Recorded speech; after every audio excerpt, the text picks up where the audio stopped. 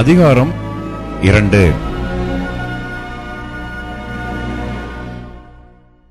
நான் என் உள்ளத்திலே சொல்லிக் கொண்டது என்னவென்றால், வா, இப்பொழுது உன்னை சந்தோஷத்தினாலே சோதித்து பார்ப்பேன், இன்பத்தை அனுபவி என்றேன். இதோ இதுவும் மாயையாயிருந்தது.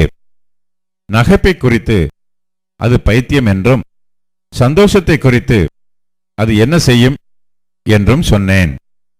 வானத்தின் கீழ் மனுபுத்திரர் உயிரோடு இருக்கும் நாளளவும் பெற்று அனுபவிக்கத்தக்கது இன்னதென்று அறியும் பொருட்டு என் இருதயத்தை ஞானத்தால் தேற்றிக் கொண்டிருக்கும் போதே நான் என் தேகத்தை மதுபானத்தால் சீராட்டிக் கொண்டிருக்கவும் மதியினத்தை பற்றி கொண்டிருக்கவும் என் உள்ளத்தில் வகை தேடினேன்.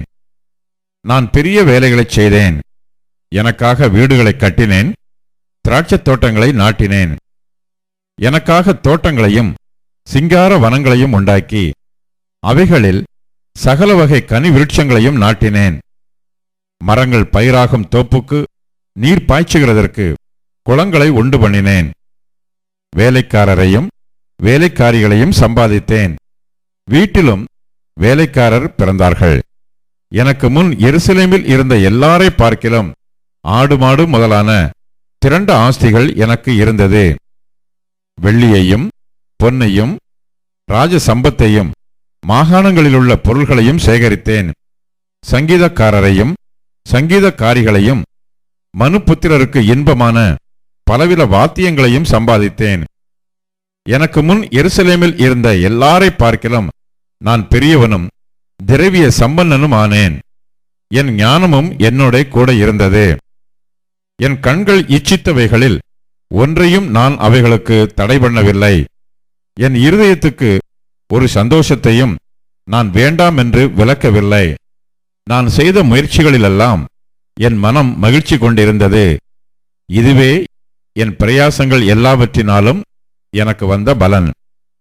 என் கைகள் செய்த சகல வேலைகளையும் நான் பட்ட எல்லா பிரயாசத்தையும் கண்ணோக்கி பார்த்தேன். இதோ எல்லாம் மாயையும் மனதுக்கு சஞ்சலமுமாயிருந்தது. சூரியனுக்கு கீழே பலன் ஒன்றுமில்லை. பின்பு நான் ஞானமானது என்ன என்றும் பைத்தியமும் மதியினமும் என்ன என்றும் பார்த்து அறியும்படி திரும்பினேன். ராஜாவுக்கு பின்வரும் மனுஷன் என்ன செய்யக்கூடும்? செய்ததையே செய்வான்.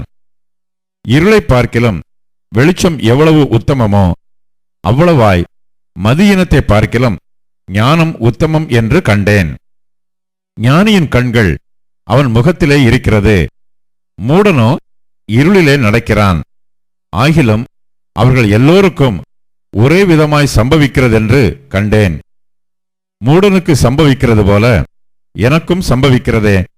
அப்படி இருக்க நான் அதிக ஞானம் அடைந்ததினால் காரியம் என்ன என்று சிந்தித்தேன். இதுவும் மாயை என்று என் உள்ளத்தில் எண்ணினேன். மூடன் என்றாலும் ஞானி என்றாலும் என்றைக்கும் நினைவில் இருப்பதில்லை. இப்பொழுது இருக்கிறதெல்லாம் வருங்காலத்தில் மறக்கப்பட்டு போம். மூடன் எப்படி சாகிறானோ அப்படியே ஞானியும் சாகிறான். ஆகையால் இந்த ஜீவனை வெறுத்தேன். சூரியனுக்கு கீழே செய்யப்படும் கிரியையெல்லாம் எனக்கு விசனமாயிருந்தது.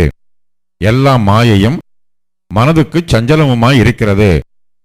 சூரியனுக்கு கீழே நான் பட்ட பிரயாசத்தை எல்லாம் வெறுத்தேன். எனக்கு பின் வரப்போகிறவனுக்கு அதை நான் வைத்து போக வேண்டியதாகுமே.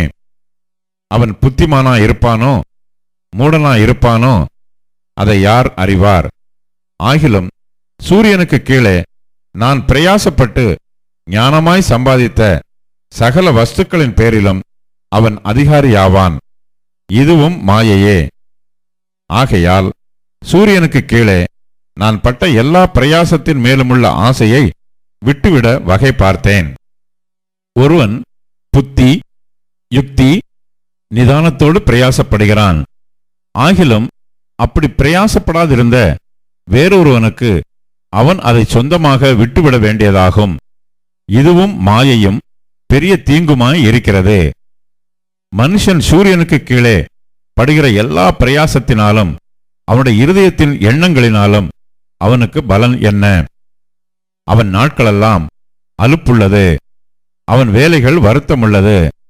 ராத்திரியிலும் அவன் மனதுக்கு இளைப்பாறுதல் இல்லை. இதுவும் மாயையே. மனுஷன் புசித்து குடித்து தன் பிரயாசத்தின் பலனை அனுபவிப்பதை பார்க்கிலும் அவனுக்கு ஒரு நன்மையும் இல்லை. இதுவும் தேவனுடைய கரத்திலிருந்து வருகிறது என்று நான் கண்டேன். என்னை பார்க்கிலும் சம்பிரமமாய் சாப்பிடத்தக்கவன் யார்? என்னை பார்க்கிலும் துரிதமாய் சம்பாதிக்கத்தக்கவன் யார்? தேவன் தமது பார்வைக்கு நல்லவனாய் இருக்கிறவனுக்கு ஞானத்தையும் அறிவையும் இன்பத்தையும் அளிக்கிறார். பாவம் செய்கிறவனுக்கோ தமது பார்வைக்கு நல்லவனாய் இருக்கிறவன் வசமாய் வைத்துவிட்டு போகும் பொருட்டு சேர்த்து குவித்து வைக்கும் தொல்லையை அவர் நியமித்திருக்கிறார். இதுவும் மாயையும் மனதுக்கு சஞ்சலமுமாய் இருக்கிறது.